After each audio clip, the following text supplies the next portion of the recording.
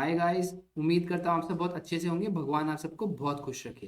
तो आज मैंने कुछ 1476 रुपीज़ का प्रॉफिट मैंने जनरेट किया है। ये देख सकते हैं आप मेरी ऑर्डर बुक। वो आप देख सकते हैं प्रूफ। तो चलिए अब हमारा अभी उसका क्या प्रॉफिट। तो ये है अभी तक का हमारा पीएनएल रिपोर्ट। तो चलिए अब मैं आपको दिखाता हूँ कि मैंने कौन सी ट्रेड ली, कहाँ ट्रेड लिया, उसके पीछे का लॉजिक क्या था। तो देखिए, मैंने जो पोजीशन बनाई थी वो यहाँ पे कुछ बनाना स्टार्ट की थी। ये मेरा एक सेटअप है जिसको मैं कहता हूँ big bar limit order plus pull back setup. इसमें क्या होता है कि अगर कोई बिग बार बने, जैसे अगर आप ध्यान से देखेंगे तो अगर मैं आपको फ्यूचर का चार्ट दिखाऊँ, ये 1 मिनट के फ्यूचर का चार्ट है। तो फ्यूचर के चार्ट में आप अगर इसको मैं 5 मिनट करूँ तो इसके अंदर इसने अच्छा खासा ब्रेकआउट दिया था। इस पूरी रेंज का फ्यूचर के चार्ट में बहुत अच्छा खासा ब्रेकआउट हुआ है। और दूसरा, इसके अंदर इंडेक्स के अंदर भी आप देख सकते हैं। मैं दोनों को कंबाइन करके देखता हूँ कि क्या होता है कि कई बार, जैसे अब आप देख सकते हैं फ्यूचर के चार्ट और इंडेक्स के चार्ट में क्या डिफरेंस है। इंडेक्स के अंदर इसने स्विंग हाई को यहाँ पे ऑलरेडी क्रॉस कर दिया है, बट फ्यूचर के चार्ट में ये नहीं क्रॉस हुआ है। तो इसीलिए मुझे उस समय पे इतनी हाई प्रोबेबिलिटी नहीं आ रही थी। तो अगर कोई मुझसे पूछेगा कि मैंने यहाँ ट्रेड क्यों नहीं लिया, तो इसीलिए मैंने ट्रेड नहीं लिया क्योंकि वो फ्यूचर का चार्ट ऑलरेडी स्विंग के अंदर ही था। अगर आप साथ साथ ऑप्शन का चार्ट भी देखेंगे, सेकेंड, ऑप्शन के चार्ट में भी सेम ही जगह पे, हाँ आप देखेंगे ये वही कैंडल है और ये देखिए ये अभी इसके अंदर ही है। तो यहाँ पे भी ब्रेकआउट नहीं हुआ था। तो जब तक ऑप्शन के चार्ट में मूवमेंट नहीं बनेगा तो कभी भी मूवमेंट आगे आएगा ही नहीं। तो इसीलिए मैंने वहाँ पे ट्रेड नहीं लिया। और मैं अब आपको चलिए लॉजिक दिखा समझाता हूँ।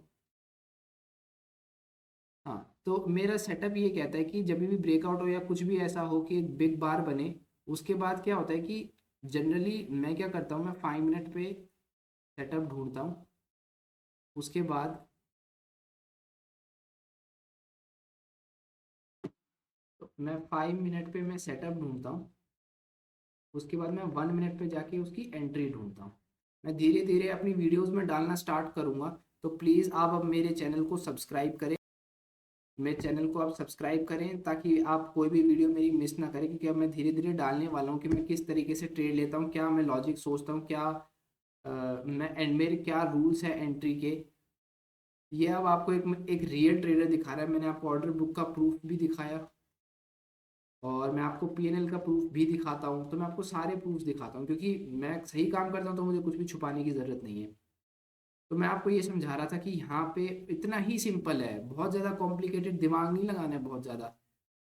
मैं यहाँ पे था नहीं मार्केट में, वरना मैं एक ये ट्रेड ज़रूर कैप्चर करता, क्योंकि ये मेरा एक एनटीपीटी सेटअप है। ये मैं बाद में बताऊँगा, मतलब ये मैं बाद में समझाऊंगा इस सेटअप को। बट फिलहाल जो मैंने ट्रेड लिया मैं आपको सिर्फ वही समझाता हूँ।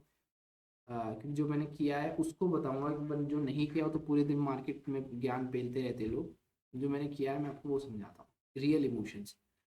तो यहाँ पे एक मैंने एक लॉट से मैंने यहाँ पे लिया। अब आप ध्यान से देखिए डिफरेंस क्या है। यहाँ पे है एक सपोर्ट, मतलब इसको मैं RBS कहता हूँ, रेजिस्टेंस बिकम सपोर्ट। तो यहाँ पे एक अच्छा सेटअप था। अब क्या था, एक मैंने ये यहाँ पे ले लिया, थोड़ी सी मेरे से जल्दी मैंने कर लिया, थोड़ा सा फोमो सब में था, बट मैंने यहाँ पे वन ही लॉट लिया। मैंने यहाँ पे वन लॉट लिया।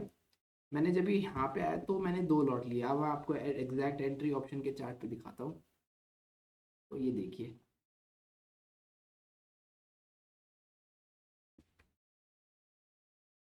एग्जैक्ट एंट्री मैं आपको ऑप्शन के चार्ट पे दिखाता हूँ। एक मैंने यहाँ पे एंट्री ली थी, फिर मैंने बाकी दोनों दो लॉट्स की, मैंने जब ये कैंडल ऊपर आई पूरी तो मैंने बाकी दोनों लॉट्स की एंट्री ली। तो अब देखिए मैंने रिस्क को किस तरीके से मैनेज किया।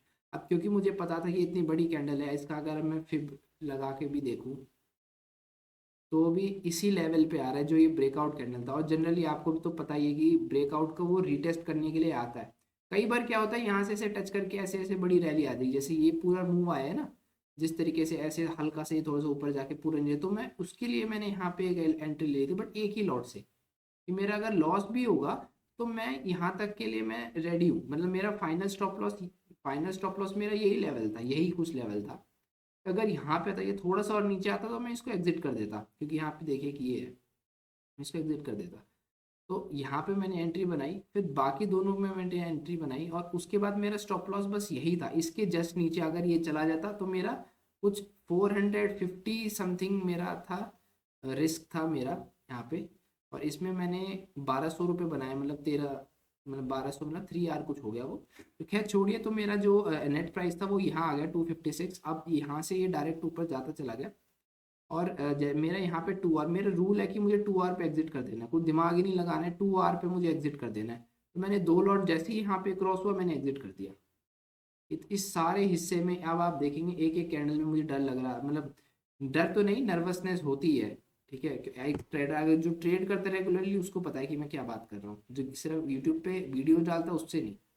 इस पे पता नहीं जाएगा नहीं जाएगा, बट फिर जैसे इसने ब्रेकआउट किया, मैंने, मेरा साफ रूल है, 2 आर निकला एग्जिट, कोई सोचना ही नहीं है।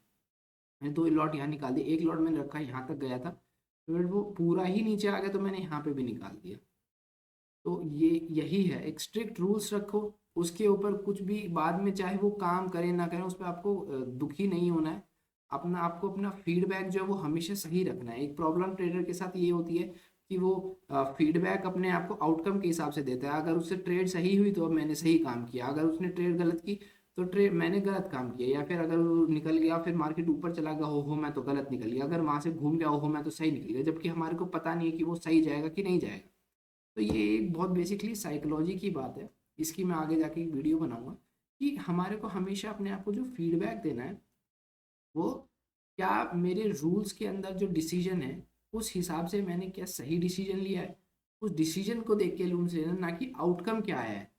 ठीक है, या फिर आउटकम बेस्ड डिसीजन लेना है तो आपको 30 ट्रेड्स का आपको आउटकम देखना है। ऐसा नहीं कि एक बार ऐसा मैं यहाँ निकल गया, कल अभी यहाँ पे ये डाउन आया, ये कल ऐसे ऐसे ऐसे ऐसे ज़्यादा चला जाता तो फिर मैं बुरा मानूंगा नहीं भाई, मैंने एक प्लान बनाया कि 2 आर मतलब 2 आर मैं निकल जाऊंगा, मैं सोचूंगा नहीं ज़्यादा। तो एक ये ट्रेड ली फ्रेंड्स। दूसरी ट्रेड मैं आपको दिखाता हूँ, चलिए। एक दूसरी ट्रेड मैंने यहाँ पे बनाई, दूसरी ट्रेड मैंने यहाँ पे कहीं पे बनाई थी।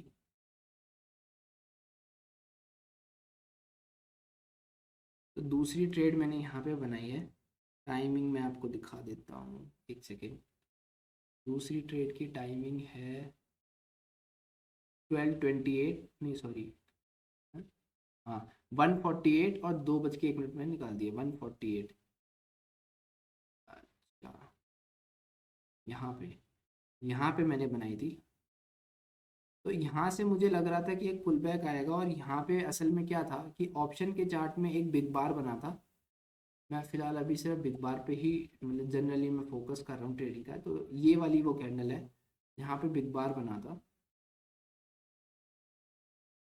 तो ठीक है, ये कैंडल बना था, मुझे लगा था कि यहाँ पे, मुझे बस कॉन्फिडेंस नहीं आ रहा था कि ये पुल बैक वर्क करेगा कि नहीं करेगा, जो कि सोचना नहीं चाहिए, बट क्योंकि इंडेक्स गिर रहा था, फ्यूचर का चार्ट भी गिर रहा था, बट ये ऑप्शन उतनी तेज़ी से बढ़ नहीं रहा था, तो इसलिए मुझे डाउट आ रहा था। तो इसलिए मैंने, मेरी थोड़ी सी, मैं मानता हूँ मेरे से थोड़ी सी लेट एंट्री हुई है बस। तो यही ट्रेडिंग है, यही मैं सच्चाई है ट्रेडिंग की जो आपको समझाना चाह रहा हूँ। ये सबके साथ होता है, सिर्फ आप लोगों के साथ नहीं, सबके साथ होता है। फिर मैं यहाँ पे इसको लेके निकल गया, क्योंकि मैंने देखा कि बहुत बार स्पाइक्स बनाए जा रहा है, यहाँ से भी घूम रहा है, यहाँ से भी घूम रहा है, यहाँ से, तो मैं बहुत ज़्यादा स्पाइक्स बना रहा है। तो मेरा था प्लान कि यहाँ तक टच करेगा, बट कई बार जजमेंट आपको लेनी पड़ती है। जैसे मेरा एक रूल है, ये भी मैंने रूल के साथ ही किया, जब मुझे लगने लगता है कि यार 1 आवर से ज़्यादा वो जा ही नहीं रहा है, तो जैसे ही ये इतनी बड़ी विक बना दी, मैं बैठा रहा, मैं तो होता रहता है। फिर से गई, फिर से जब इसने दोबारा वीक बना दी ना, तो मैं इस पे निकल गया। देखिए सही निकला बिल्कुल, फर्क नहीं पड़ता अगर ये यहाँ से, अगर ये ऐसे रेड बना के पूरा ऐसे चला जाता, मैं वही बता रहा हूँ आपको। अभी क्योंकि ऐसे आ गया तो मुझे लग रहा है देखो कितना सही निकला, बट यहाँ से एक बड़ी कैंडल बना देता तो लगता है कितना गलत निकल गया। ऐसा कुछ नहीं होता, आपको अपने जो आपने डिसीजन लिया उस पर आपको स्टैंड करना पड़ता है, वरना आप कभी ट्रेडर नहीं बन पाओगे। तो आशा करता हूँ आपको मेरी वीडियो अच्छी लगी friends, thank you so much.